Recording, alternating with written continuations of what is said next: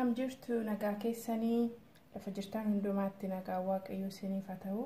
Har'a hojjechuuf kan hin dhufe soosii commee irraa hojjetamu. Innis soosii baay'ee gaariidhaa fi beekamaadha. Wanti nu barbaachisu nimeeniin commeedha.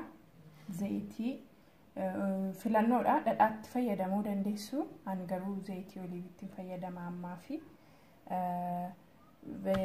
vegetable stock ida maajii maraqee jechuudha. Kan nu barbaachisu asii barbarree biyya keenyaas gubduu qimamee qabdu, black pepper, ashaboo, soyaa, heavy creamy, daakuu xinnoo fi sanaafica yookiin immoo dijoon masters jedhanii kanatu nu barbaachisa. Amma gara hojiitti hin gala.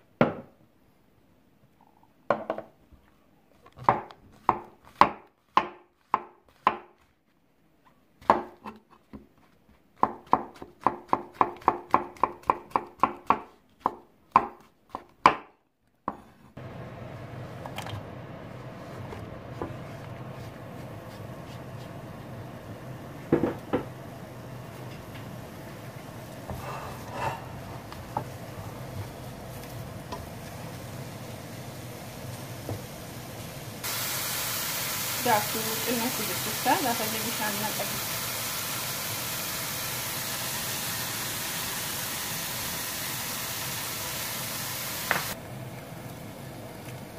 Zayitii.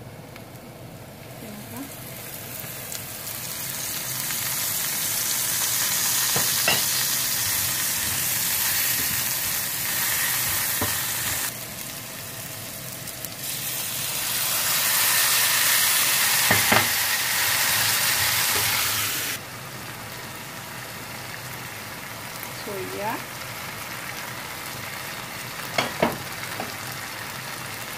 asitti qullubbii daakuu itti dabalee isaanii itti naqanne.